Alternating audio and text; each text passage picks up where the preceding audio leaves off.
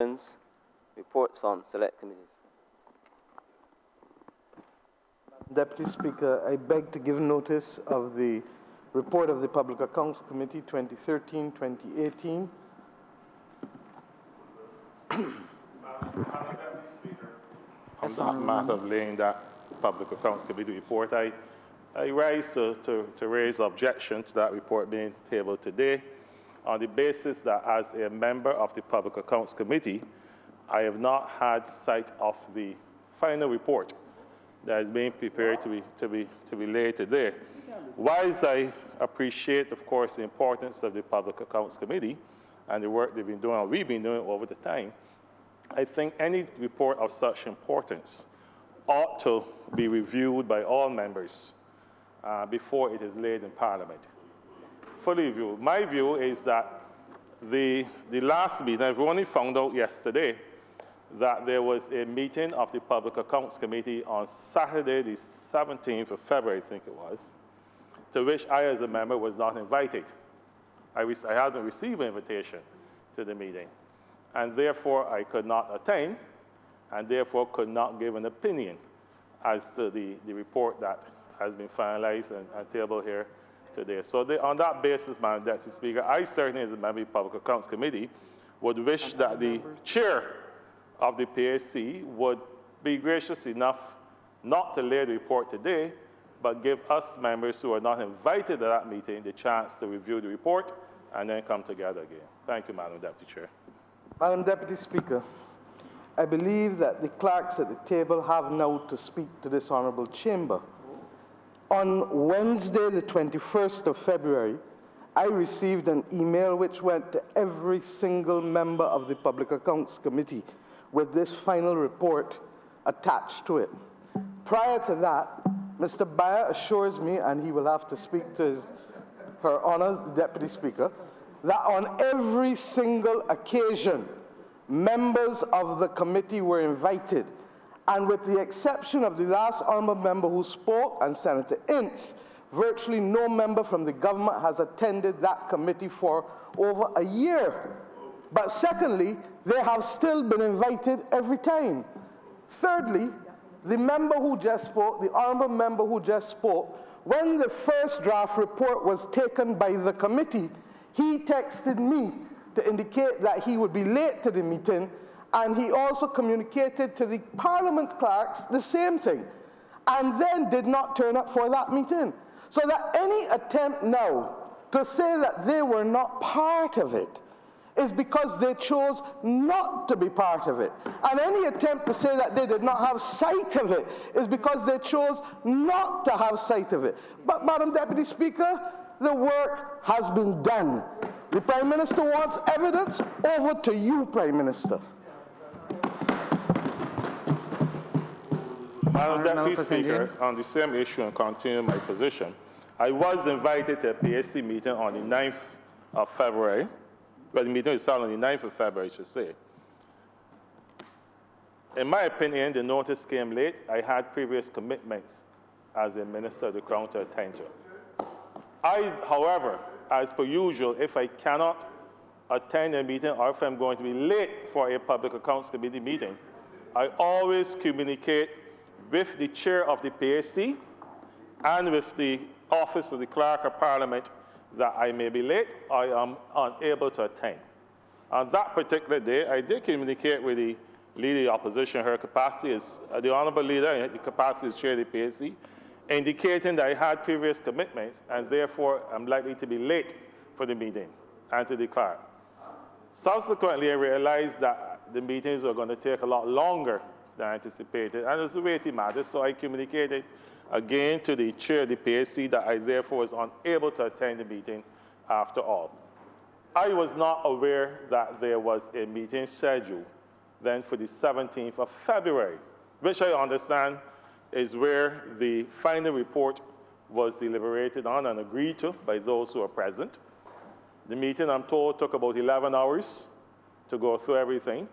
So I don't know that a Leader of the Opposition, as chair of the PAC, can say that I have had sight of a final report of the PAC, when in truth and fact I was not invited to or attended the meeting at which the final report was discussed and agreed to by those present. That's my position as a member of the PSC appointed by the Parliament. Well, that may be so.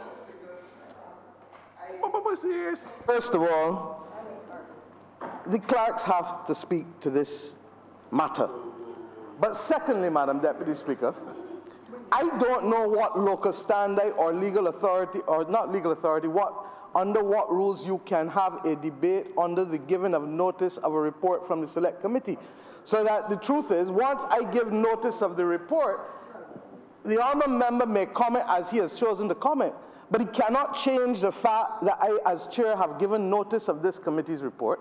And secondly, the honourable member knows that the Saturday meeting was a continuation of the meeting to which he was invited and did not turn up. And there are at least, it's a good thing when you have evidence before you, you know, there are at least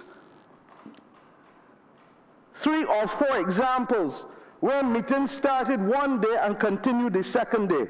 The 36th meeting of the PSC started on the 4th of April, continued on the 11th of April. The 37th meeting of the PSC started on the 26th of September, continued on the 27th of September. The 28th meeting of the PSC started on the 2nd of September 2015, continued on the 3rd of September 2015. So that it is a non-issue to say that he was not invited when he was invited to the meeting, acknowledged, and mercifully there's a digital trail, that he would come late, but never turned up. And worse than that, all of them received, and not one of them since Wednesday asked for any time to see, to do, to reflect, or anything. So this is about what it is intended to be. I wonder what is in this report that they do not want the people of Barbados to see as an official report of the Public Accounts Committee. To come to you. I understand and appreciate the haste of the chair of the PSC in this case, but you know, there have been meetings at the PSC that started and were continued, as the honourable member has rightly pointed out, and I've attended those meetings. So if I'm present at the PSC meeting, at which at the end of that meeting we agree that the meeting will continue on a particular date and time, then I am duly notified as far as I'm concerned. But if a meeting is convened and I am absent for whatever reason, and I am not duly notified that the meeting will continue, it is not right to say that I therefore should have been in attendance. I take my work at the PSC seriously. I'm not seeking to frustrate anyone in the process. The simple matter, Madam Deputy Speaker, is that respect is due. And there obviously was a naked haste on the part of the chair of the PSC to wrap this up, to have a meeting for 11 hours on a Saturday. It's wrong. The chair of the PSC, simply recognizing that the effort was on to prepare a final report for submission to Parliament, ought to have ensured that all members of the PSC, all members, senators, lower house members, whatever, ought to have been duly notified. If we were notified, Madam Deputy Speaker, and did not attend, then I could not quarrel with the Honourable Leader of the Opposition Chair's PSC in the report today. But I saw that draft, that report.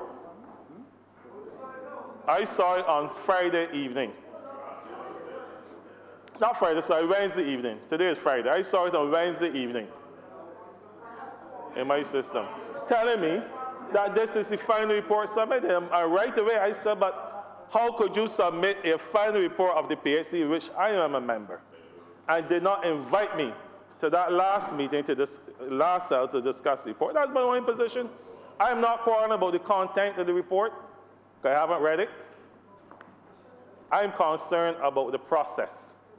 And I submit to you, Madam Deputy Chair, that having not been duly invited to that meeting at which the final report of the PSC is being discussed for submission to Parliament, I'm simply asking through you that the chair of the PSC consider ensuring that all members have the copy of that report and that we can reconvene shortly. I'm available tomorrow for a meeting for 11 hours or 24 hours if you want it. But at least give that respect to all members to ensure that we know of a meeting and a report. Thank you, Madam Deputy Chair. Of which I have been a member for 23 years, is that a member on giving notice to report this matter is not capable of debate. If on the moving of the adoption of the report, the member wants to make the points that he just made, then the honourable member is entitled so to do. But no one can now reverse the fact that as chairman of this committee, I have now given notice of the Public Accounts Committee report. And that fact cannot change. Now, if the member wants to make his other points, I will meet him here in the hustings or wherever. But the reality is that he knows that he received notice of the meeting on the 6th of February, for the 9th of February by email, as did every other member of which the government has the majority on the committee. Secondly, they chose not to attend. Thirdly, the honourable member for St. James South was the only member who gave an excuse and said that he would be late, but did not attend.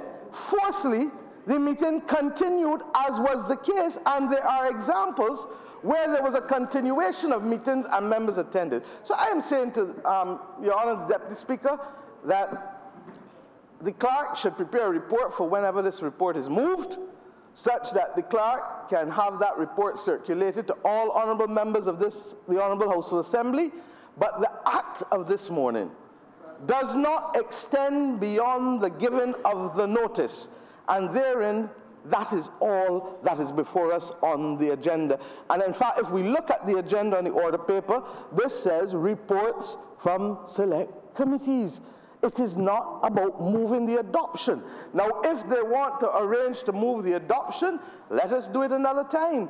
But I know this, that this report has been given notice of this morning in a proper fashion, in accordance with the rules of the Honourable the House of Assembly, the standing orders. I'm obliged to you.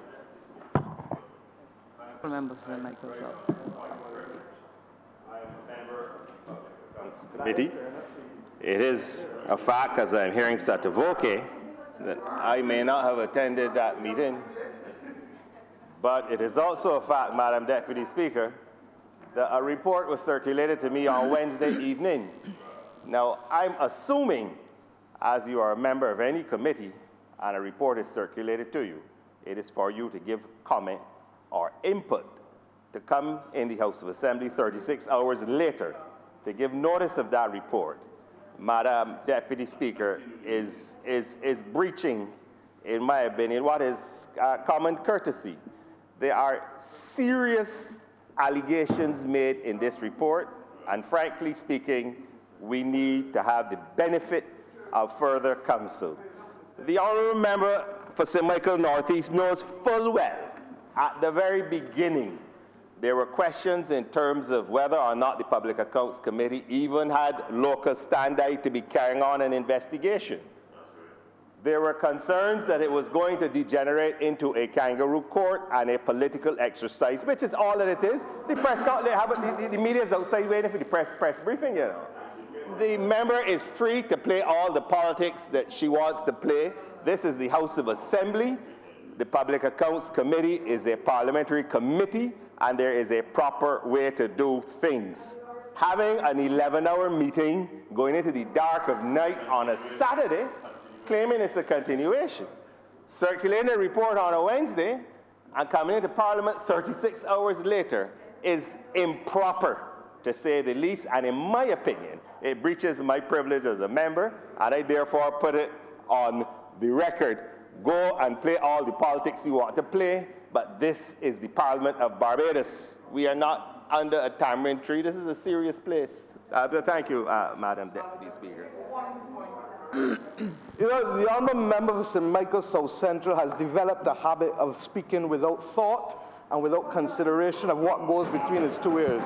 The truth is that if he had, I withdraw that, but if the honorable member, Honourable member, that's not acceptable, I please. withdraw that. If the honorable member wants to be faithful to the record, then the honorable member will get back up in this chamber and indicate that the deputy clerk, Mr. Bayer, sent a copy of the draft report on the 6th of February to all members. So that for him to say, the final report was distributed on the 21st of February, so that there were two such circulations, Madam Deputy Speaker, and therefore the honourable member as usual is skirting on the facts as if he has had no contact, no association with them whatsoever. The reality is, and I say this, that the facts are that on the 6th of February, Mr. Bayer has confirmed to me as recent as just now, he circulated a copy of the draft report to inform the meeting of the 9th of February. That is the meeting that only the member for St. James South said he would be late to, and no other member even deigned to communicate whether they were coming, as usual I must add, for the last few years. On the 21st of February, what went was the final output of the meeting on the 9th of February and on last Saturday. So that the member on that occasion has misled the Parliament yet again with respect to what was communicated to him. Say that he, whatever else he wants to say, but I finalize and end by this. Am I still on my feet? That your Honor has been extremely generous, and it is a matter that I take note of, because I know of no other occasion when a debate such as this can be allowed on a matter of giving notice. Indeed, His Honor the Speaker made it, His Honor the Speaker made it very clear in the early sitting of the last Parliament and this Parliament that no such matter of privilege could be discussed on the floor, and I am now finding it passing strange that members now will want to pray in aid a matter that His Honor the Speaker has denied every other honourable member for the last 10 years of so doing in this honourable chamber. Indeed, some members on this side have been put out of this chamber for the very same thing. And I speak specifically of the member for St. Andrew and myself, both of whom were denied the opportunity to speak on matters of privilege in this House in the manner without giving notice of the matter of the privilege to be discussed. That's a fact. Donville, I want to say something. Pedro?